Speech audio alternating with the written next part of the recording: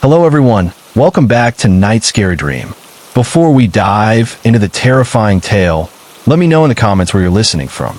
Don't forget to like, subscribe, and get comfy. It's time to continue the story. I'll never forget that fateful night. It was a chilly autumn evening, and I was driving home from a late-night shift at the hospital. The darkness seemed to press in around me, and the only sound was the soft hum of the engine and the occasional crackle of the radio. I was lost in thought, replaying the events of the day, when suddenly, a frantic voice burst through the radio speakers. Attention, attention, this is an emergency broadcast. Reports are coming in of widespread attacks and outbreaks across the city. The authorities are urging everyone to remain indoors and to avoid any areas where the outbreaks have been reported. My heart racing, I turned up the volume, eager to hear more. But the broadcast was cut off, replaced by static and white noise. As I drove, the highway seemed to stretch out before me like an endless ribbon. The darkness was oppressive, and I felt like I was the only person left on Earth. I glanced in the rearview mirror, half expecting to see a horde of zombies shambling after me. But there was nothing, just the empty highway stretching out into the darkness. I floored it, eager to put as much distance between myself and the city as possible. As I drove, I noticed an abandoned car on the side of the road. I slowed down, wondering if I should investigate. But as I approached the car, I saw that it was empty, the doors hanging open like the mouth of a corpse. I shuddered, feeling a chill run down my spine. Something was off. I had a growing sense of unease, as if I was being stalked by an unseen presence. I got back in my car and continued driving, but I couldn't shake the feeling that danger was lurking just out of sight. As I rounded a curve, I saw a figure stumbling towards me. It was a woman, her eyes vacant, her skin gray and decaying. I slammed on the brakes, and my car skidded to a stop just inches from the woman. For a moment, we stared at each other, frozen in time. Then, the woman's eyes locked onto mine, and she began to move towards me with a stiff, unnatural gait. I threw the car into reverse and backed away from the woman, my heart racing with fear. I drove for hours, the darkness seeming to stretch on forever. I encountered more and more of the undead, each one more terrifying than the last. I began to feel like I was mired in a never-ending cycle of horror, but I refused to give up. I kept driving, kept pushing forward, no matter how hopeless things seemed. And then, just when I thought I couldn't go any further, I saw a glimmer of light on the horizon. As I approached the light, I saw that it was a small gas station, the lights blazing like a beacon in the darkness. I pulled in exhausted and stumbled out of the car. The gas station was deserted, but it looked like it had been recently stocked. I found food, water, and medical supplies, and I collapsed onto the floor, grateful to have found refuge. But as I lay there, I couldn't shake the feeling that I was surrounded by an unblinking malevolence, waiting for me to let my guard down. As I lay on the floor, trying to catch my breath, I heard a faint scratching sound coming from outside. At first, I thought it was just the wind or a stray animal, but then I heard it again, a low, deliberate scratching like fingernails on wood. I froze, my heart racing with fear. I knew that sound. I had heard it before in the abandoned car in the deserted streets. It was the sound of the undead. I slowly got to my feet, my eyes scanning the gas station for any sign of danger. That's when I saw her, a young woman, her eyes cloudy with death, her skin gray and decaying. She was standing just outside the gas station, her fingers scratching against the door. I knew I had to act fast. I grabbed a nearby baseball bat and prepared to defend myself. The woman's eyes locked onto mine, and she began to move towards me with a stiff, unnatural gait. I swung the bat with all my might, trying to knock her to the ground. But she just kept coming, her eyes fixed on me with a mindless hunger. I swung again and again, but she just wouldn't stop. Just when I thought I was going to collapse from exhaustion, I remembered the gas station's emergency exit. I made a break for it, the woman shuffling after me. I burst through the emergency exit and found myself in a narrow alleyway. I could hear the woman behind me, her footsteps echoing off the walls. I started to run, my heart pounding in my chest. The alleyway twisted and turned, leading me deeper into the heart of the city. I could hear the woman behind me, her breathing getting closer and closer. Just when I thought I was going to collapse from exhaustion, I saw a glimmer of light up ahead. It was a street light, casting a warm glow over the deserted streets. As I emerged from the alleyway, I saw a figure standing under the streetlight. It was a young man, dressed in a black leather jacket and carrying a large backpack. He looked like he'd been traveling for days. He eyed me warily, but as he saw the woman shuffling towards us, his expression changed. He grabbed a nearby pipe and prepared to defend himself. Together, we fought off the woman and several other undead that had been attracted by the noise. As we stood panting, surrounded by the bodies of our attackers, the young man turned to me and introduced himself. "My name is Jake," he said. "And you are?"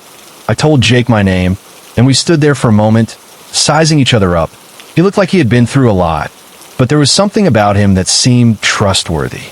"Thanks for helping me back there," I said, nodding towards the bodies of the undead. "No problem," Jake replied. "We got to stick together if we're going to survive this thing." I nodded in agreement, and we started to walk together, our eyes scanning the deserted streets for any signs of danger. As we walked, Jake told me about his own experiences since the outbreak. He had lost his family and had been on his own for days, scavenging for food and supplies. I shared my own story, telling him about my job at the hospital and my desperate bid to escape the city. After a few hours of walking, Jake and I stumbled upon a small, nondescript house on the outskirts of the city. We had been searching for a safe place to hide, and this house looked like it might fit the bill. As we approached the house, we noticed that the doors and windows were barricaded, and there were signs of recent habitation. We exchanged a hopeful glance, wondering if we might have found a safe haven. We cautiously entered the house, calling out to see if anyone was there. A group of survivors emerged from the shadows, looking wary but relieved to see us. As we introduced ourselves, I learned that the group had been together for a few days, trying to find a way to survive the outbreak. They had heard rumors of a safe zone on the other side of the city, but they needed more information before they could make a move. Jake and I exchanged a glance, and I could tell we were both thinking the same thing. This group might be our best chance at survival. As we settled in with the group, I noticed that one of the survivors, Sarah, seemed to be acting suspiciously. She kept slipping away to make phone calls, and she seemed to be getting increasingly agitated. One night, I followed her on one of her mysterious errands. She met up with a group of people who looked like they might be scientists or researchers. They were talking about something called Project Revival, and it sounded like they might be connected to the outbreak. Sarah seemed to be working with them, but I couldn't tell what her motives were. Was she trying to help them find a cure, or was she involved in something more sinister? I knew I had to be careful, but I couldn't shake the feeling that Sarah's actions might put us all in danger. I watched from a distance, trying to make sense of what I was seeing. Sarah and the researchers were talking about something called the serum, and it sounded like they were trying to use it to cure the outbreak. But as I listened more closely, I realized that something wasn't right. They were talking about the serum like it was a weapon, not a cure. And Sarah seemed to be in charge, directing the researchers and telling them what to do. I felt a chill run down my spine as I realized the truth. Sarah wasn't just a survivor. She was one of the people responsible for the outbreak, and she was using the researchers to help her spread the infection further. I realized I had to react swiftly. I snuck back to the safe house, trying not to alert Sarah or the researchers. But as I entered the house, I saw that Sarah was already there, waiting for me. "You shouldn't have followed me," she said, her eyes cold and hard. "Now you're a threat to our mission." I tried to defend myself, but Sarah was too strong. She knocked me to the ground, and I saw the researchers entering the house, carrying syringes and medical equipment. "You're going to be part of our experiment," Sarah said, her voice dripping with malice. "You're going to help us perfect the serum." I knew I had to break free. I fought back against Sarah and the researchers, using every ounce of strength I had. I managed to overpower them and make a run for it. I emerged from a safe house, gasping for air, and saw Jake and the other survivors fighting off a horde of undead in the distance. I sprinted towards them, but as I approached, I realized that we were surrounded. The undead were closing in on us from all sides, and Sarah and the researchers were nowhere to be seen. "We have to get out of here now," Jake yelled as we fought to hold off the undead. I nodded, and together we made a desperate bid to escape the overrun city. We fought our way through the streets, the undead relentless in their pursuit. We had to be careful, as the streets were treacherous, filled with abandoned cars and debris. As we navigated the perilous landscape, I couldn't help but think about what I had discovered earlier. Sarah and the researchers were definitely involved in the outbreak, and I had a feeling that they were more than just innocent bystanders. I remember the conversation I had overheard, something about Project Revival and the serum. It sounded like they were trying to create a cure, but what if their methods were more sinister than that? I glanced over at Jake, wondering if I should share my suspicions with him. But for now, I decided to keep my thoughts to myself, focusing on survival. We had to keep moving, had to find a safe haven before it was too late. The undead were closing in, and I could hear their groans and footsteps getting closer and closer. After what felt like hours of fighting and running, we finally stumbled upon a temporary refuge, an abandoned library on the outskirts of the city. We barricaded ourselves inside, exhausted and shaken, as we caught our breath. I couldn't help but think about the researchers and their sinister plans. I knew I had to tell Jake about what I had discovered, but I was hesitant, unsure of how he would react. Jake noticed my unease and approached me. "Hey, what's wrong?" he asked, his voice low and concerned. I took a deep breath and told him everything about Sarah, the researchers, and the mysterious project. Jake listened intently, his expression growing darker with each passing moment. When I finished, he nodded grimly. "We need to get out of here," he said. "We can't stay in one place for too long." I nodded in agreement. We knew the undead would keep coming, and we couldn't stay hidden forever. After hours of navigating the treacherous streets, we finally stumbled upon a possible sanctuary, a large, imposing library on the outskirts of the city. We approached the building cautiously, scanning the surrounding area for any signs of danger. As we entered the library, we were greeted by an eerie silence. The shelves towered above us, lined with dusty books and forgotten knowledge. We moved quietly, our footsteps echoing off the walls. Jake nodded towards the circulation desk. "Let's barricade ourselves in. We can't stay here for long, but it's better than being out there." We set to work, gathering furniture and books to block the doors and windows. As we worked, I couldn't shake the feeling that we were being watched. But for now, the library seemed like a safe haven. We had found a temporary refuge from the chaos outside. As we finished our makeshift barricades, I noticed something strange. One of the bookshelves seemed slightly out of place, and I could have sworn I saw a faint line on the floor. I walked over to investigate and found a hidden button.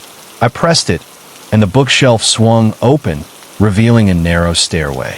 "Guys, look at this," I called out. Jake and the others gathered around, curious. We decided to explore the stairway, hoping to find more clues or a safe place to hide. As we descended the stairs, the air grew thick with dust. We found ourselves in a small, dimly lit room filled with computers, files, and strange equipment. "What is this place?" Jake whispered. I shook my head. "I don't know, but I think it might be connected to the researchers." Suddenly, one of the computers beeped, and a message flashed on the screen. "Project Revival," it read. "Initiation sequence activated." We stared at the screen in horror. What did the message mean? Was it a countdown to something? We frantically searched the room for more information, but there was nothing. No files, no notes, no explanations. The computer beeped again, and the message changed. Initiation sequence. 59 minutes and counting. We knew we had to get out of there fast. But as we turned to leave, we heard footsteps coming from the stairway. The undead had found us. We barricaded ourselves inside the room, using the equipment and furniture to block the door. But the undead were relentless. They pounded on the door, their moans and groans growing louder. We knew we couldn't hold out for much longer. The door was starting to buckle, and the undead were getting closer. Jake grabbed a nearby fire extinguisher, ready to make a last stand. But I had an idea. I remembered the equipment in the room, and I thought I saw a way to use it to our advantage. "Wait," I shouted to Jake. "I think I can dash." As we crawled through the vent, The air grew thick with dust and the smell of decay. We had to move quietly, try not to make any noise that might attract the undead. After what felt like an eternity, we saw a glimmer of light ahead. We were approaching the vent cover that led to the roof. Jake signaled for me to wait, and he carefully removed the vent cover. We peered out onto the roof, scanning the area for any signs of danger. The roof was deserted, except for a few scattered bodies of the undead. We knew we had to be careful, as the undead could be lurking anywhere. Jake nodded to me, and we climbed out onto the roof. We moved quickly, trying to put as much distance between ourselves and the vent as possible. As we reached the edge of the roof, we saw that the streets below were filled with the undead. They were shambling and stumbling, their eyes fixed on the building. "We need to find a way down," Jake said, his voice low and urgent. I scanned the area, looking for a way to descend. That's when I saw it, a fire escape ladder leading down to the alley below. "Over there," I said, pointing to the ladder. Jake nodded, and we made our way towards the ladder. As we climbed down, the undead began to gather below us, their groans and screams growing louder. We reached the ground and took off running, our feet pounding the pavement. We knew we had to put as much distance between ourselves and the undead as possible. As we ran, I couldn't help but wonder where we were headed. Were we running towards safety or further into danger? We ran for what felt like hours, our lungs burning and our legs aching. The undead were relentless, shuffling and stumbling after us with a mindless determination. As we turned a corner, I saw a glimmer of hope. A small grocery store stood ahead of us, its doors still intact. We burst through the doors, slamming them shut behind us. We leaned against the doors, panting and exhausted. The store was dimly lit, but it looked like it had been abandoned for days. Shelves were overturned, and debris littered the floor. Jake looked around, his eyes scanning the store. "We need to find a way to barricade ourselves in," he said. "Those things will be here soon." I nodded, and we set to work. We gathered shelves and crates, piling them against the doors. It was a makeshift barricade, but it would have to do. As we worked, I noticed something strange. A small radio sat on the counter, its dial tuned to a local station. I turned it on, and a voice crackled through the speakers. "Survivors, be advised that a safe zone has been established at the local high school. Repeat, the local high school is a designated safe zone. If you can make it there, you will be provided with food, shelter, and medical assistance." I looked at Jake, a glimmer of hope in my eyes. "Did you hear that?" I asked. Jake nodded, a small smile on his face. "We might just make it out of this thing after all." We exchanged a look of determination, our exhaustion momentarily forgotten. We knew we had to keep moving to make our way to the high school and the promised safe zone. But as we turned to leave, we heard the sound of shattering glass. The undead had found us, and they were breaking through the store's windows. "Time to go," Jake said, grabbing my arm and pulling me towards the back of the store. The other survivors followed closely behind us. We sprinted through the aisles, the undead shuffling and groaning behind us. We burst through the back door, slamming it shut behind us. We found ourselves in a narrow alleyway, the walls towering above us. We knew we had to keep moving to find a way out of the alley and back onto the streets. As we ran, I heard the sound of footsteps behind us. The undead were closing in, their numbers growing with every passing second. We emerged from the alleyway, gasping for breath. The streets were chaotic, the undead shambling and stumbling through the crowds. But we didn't have time to worry about that. We had to keep moving to make our way to the high school and the safe zone. We sprinted through the streets, dodging and weaving through the crowds. The undead were closing in, their groans and screams growing louder. But we didn't look back. We kept our eyes fixed on the horizon, our hearts pounding with determination. We were going to make it. We were going to survive. We ran for what felt like hours, our lungs burning and our legs aching. But we didn't dare stop. The undead were closing in, and we knew that if we stopped, we'd be overwhelmed. As we turned a corner, I saw the high school looming ahead of us. It was a large, imposing building surrounded by a high fence. I could see survivors moving inside the fence, guarding the entrance. We sprinted towards the school, our hearts pounding with excitement and fear. We could hear the undead closing in behind us, their groans and screams growing louder. As we approached the entrance, the guards turned towards us, their guns raised. "Halt!" one of them shouted. We skidded to a stop, our hands raised in surrender. "We're survivors," Jake shouted. "We need help." The guards lowered their guns, eyeing us warily. "What's your story?" one of them asked. Jake explained our situation, telling them about the radio broadcast and our desperate bid to reach the safe zone. The guards nodded, seeming to relax. "You're welcome to enter," one of them said. "But be warned, it's not safe inside. We've had incidents." We exchanged a nervous glance. What do they mean by incidents? But we didn't have a choice. We had to take the risk. We nodded, and the guards stepped aside, allowing us to enter the safe zone. As we walked through the gates, I felt a sense of relief wash over me. We had made it. We had survived. But as we entered the school, I couldn't shake the feeling that we were walking into a whole new kind of danger. As we entered the school, we were greeted by a bustling crowd of survivors. They were all ages, from children to elderly people, and they all looked like they had been through a lot. We were approached by a woman who introduced herself as Dr. Samantha Taylor, the leader of the safe zone. She was a middle-aged woman with a kind face and a firm handshake. "Welcome to the safe zone," she said. "We're glad you made it. We've been expecting you." I exchanged a glance with Jake. "Expecting us?" I repeated. Dr. Taylor nodded. "Yes, we've been monitoring the radio broadcasts. We knew you were trying to make your way here." I felt a surge of relief. We had made it to the safe zone, and we were going to be okay. But as we followed Dr. Taylor through the school, I couldn't shake the feeling that something was off. The survivors all seemed nervous and on edge, and there were guards stationed at every door. "What's going on?" I asked Dr. Taylor. "Why are there so many guards?" Dr. Taylor's expression turned serious. "We've had some issues," she said. "There are some people here who are not what they seem." I exchanged a nervous glance with Jake. What did Dr. Taylor mean? As we continued through the school, I noticed that there were some survivors who seemed different. They were all wearing wristbands with a strange symbol on them, and they seemed to be watching us. "Who are they?" I asked Dr. Taylor, nodding towards the survivors with the wristbands. Dr. Taylor's expression turned cold. "They're the ones who have been altered," she said. "They're not like us anymore."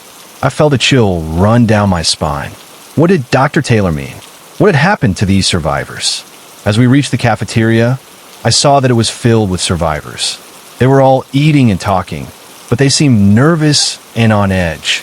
Dr. Taylor turned to us. "You must be starving," she said. "Please eat and rest. You're safe now." But as I looked around the cafeteria, I couldn't shake the feeling that we were not safe at all. Something was very wrong here, and I was determined to find out what it was. As we ate and rested, I couldn't help but notice the survivors with the wristbands. They seemed to be everywhere, watching us with an unnerving intensity. I leaned over to Jake and whispered, "What's going on with those people? They're freaking me out." Jake nodded in agreement. "I know, right? I've been trying to talk to them, but they just seem off." I nodded. "I know what you mean. I've been trying to avoid them." Just then, one of the survivors with a wristband approached us. She was a young woman with a blank expression. "Hello," she said, her voice flat. "My name is Sarah. I've been altered." I exchanged a nervous glance with Jake. "Altered?" I repeated. Sarah nodded. "Yes, I've been given a treatment. It helps me survive." I felt a chill run down my spine. What kind of treatment could possibly help someone survive in a world overrun by the undead? Jake leaned forward, his eyes locked on Sarah. "What kind of treatment?" he asked. Sarah's expression didn't change. "I'm not sure," she said, "but it makes me stronger. Faster." I exchanged a skeptical glance with Jake. This didn't sound right. Just then, Dr. Taylor approached us. "Sarah, thank you for talking to our new guest," she said. "But I think it's time for you to return to your duties." Sarah nodded and turned to leave. As she walked away, I noticed that her wristbands seemed to be pulsing. I turned to Dr. Taylor. "What's going on with those wristbands?" I asked. Dr. Taylor's expression turned serious. "Those wristbands are part of the treatment," she said. "They help the altered survivors control their newfound abilities." I felt a surge of unease. What kind of abilities could possibly require a wristband to control? As I looked around the cafeteria, I noticed that the altered survivors all seemed to be watching us. Their eyes seemed hungry. I leaned over to Jake and whispered, "I don't like this. Something is very wrong here." Jake nodded in agreement. "I know. Let's get out of here. Now." We quickly finished our meal, trying not to draw attention to ourselves. As we ate, we whispered to each other, making a plan to escape. "I don't trust Dr. Taylor or those altered survivors," Jake said. "We need to get out of here before it's too late." I nodded in agreement. "But how?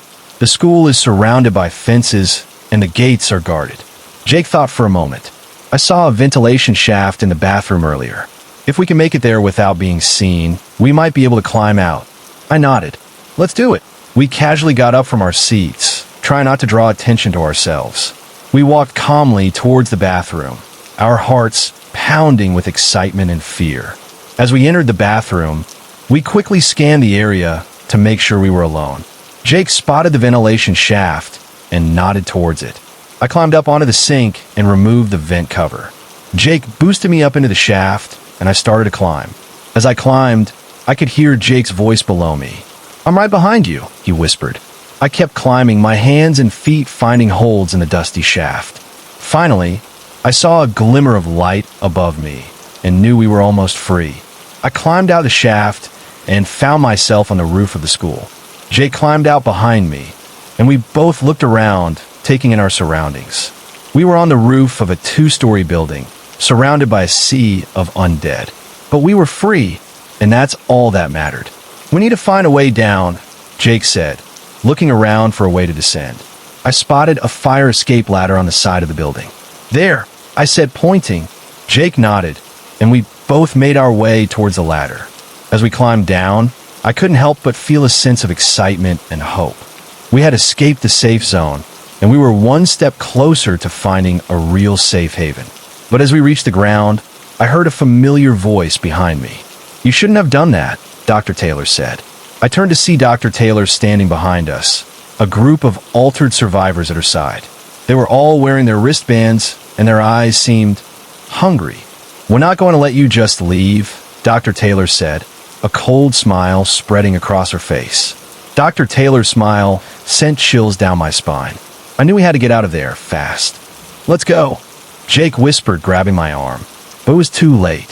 The altered survivors closed in around us, their eyes fixed on us with an unnerving intensity. "You shouldn't have tried to escape," Dr. Taylor repeated, her voice dripping with malice. "Now you'll have to be altered." I struggled against the survivors, but they were too strong. They pinned me to the ground, holding me down as Dr. Taylor approached me with a sinister-looking syringe. "No!" Jake shouted, trying to fight off the survivors. "Let her go." But he was outnumbered, and soon he was pinned down as well. Dr. Taylor loomed over me, the syringe glinting in the sunlight. "This will only hurt for a moment," she said, her voice dripping with sadistic pleasure. I closed my eyes, preparing for the worst. But just as Dr. Taylor was about to inject me, a loud noise echoed through the air. Gunfire. The altered survivors hesitated, looking around in confusion. Dr. Taylor's eyes narrowed, and she snarled in anger. "Get them!" she shouted, pointing at us. But it was too late. A group of armed survivors burst onto the scene, guns blazing.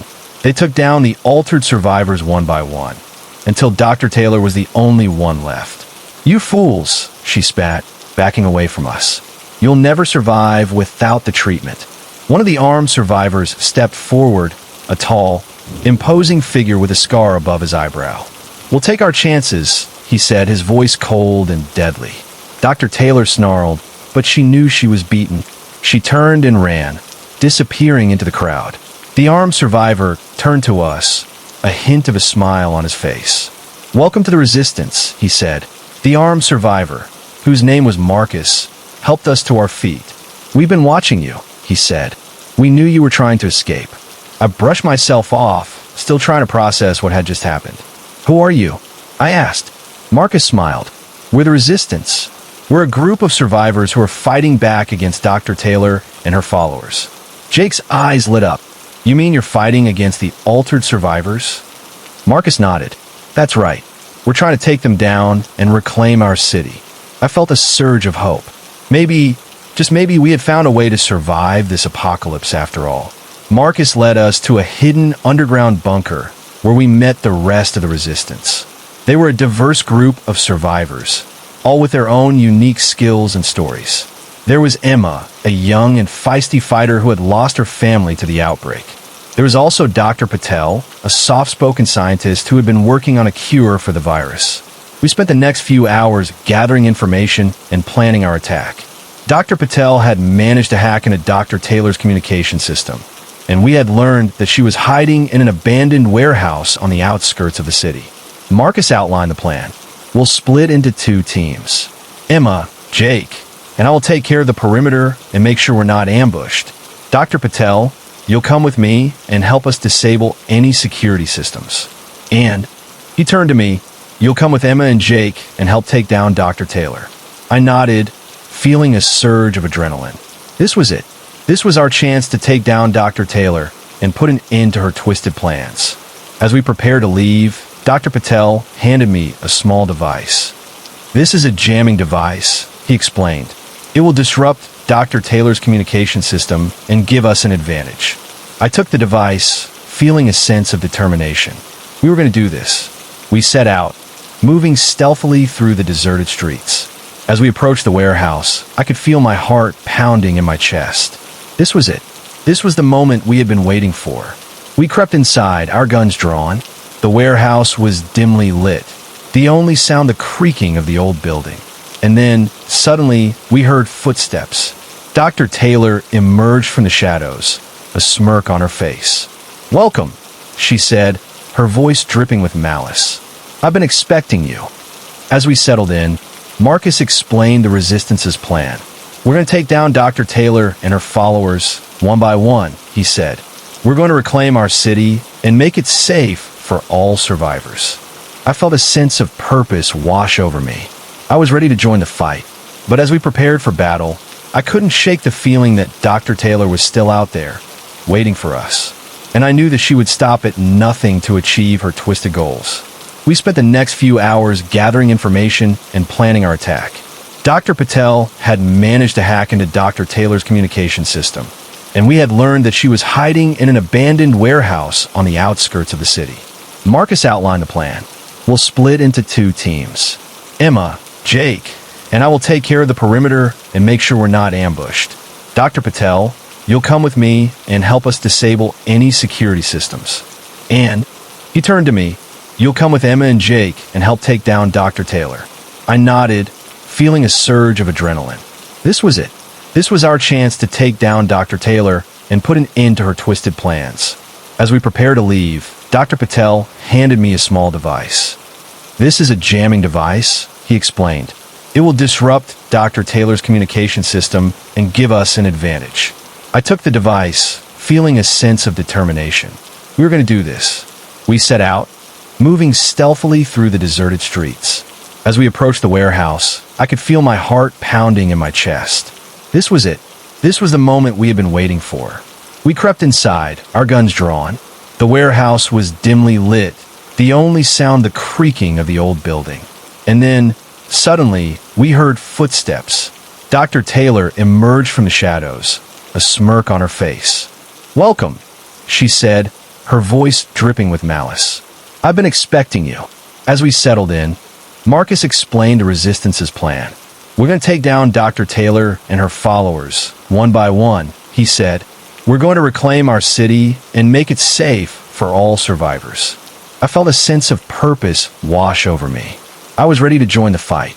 But as we prepared for battle, I couldn't shake the feeling that Dr. Taylor was still out there, waiting for us. And I knew that she would stop at nothing to achieve her twisted goals. We spent the next few hours gathering information and planning our attack.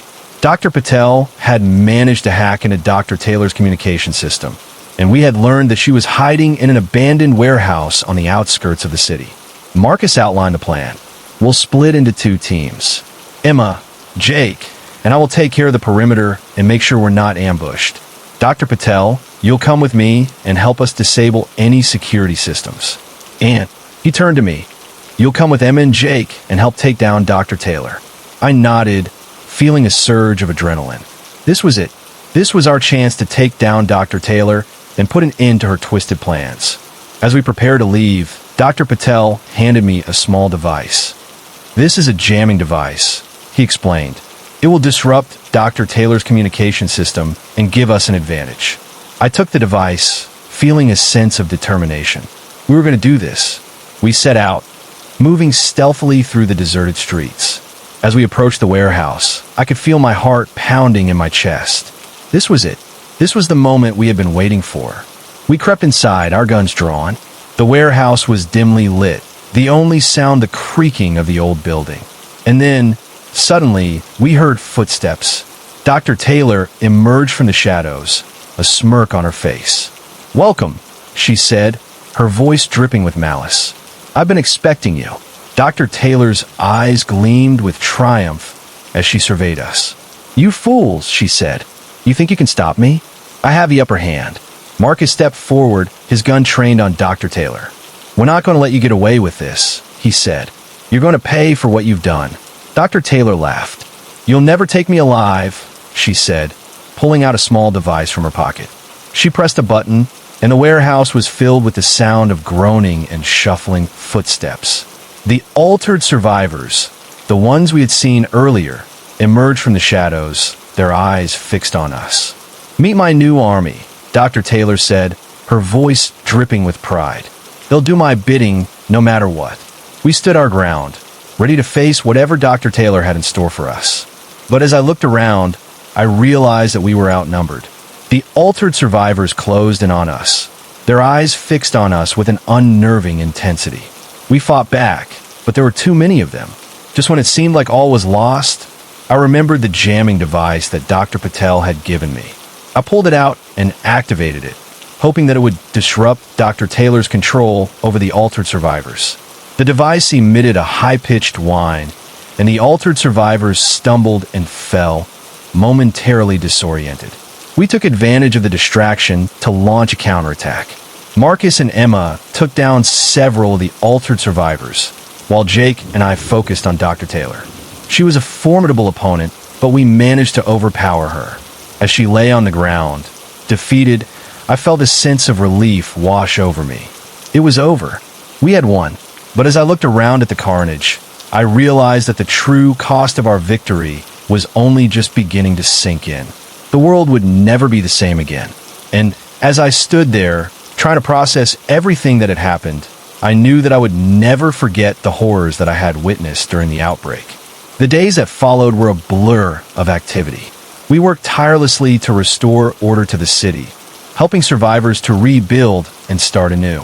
Dr. Patel's cure had been a success, and the altered survivors were slowly returning to their normal selves. It was a long and difficult process, but with time and patience, they began to regain their memories and their humanity.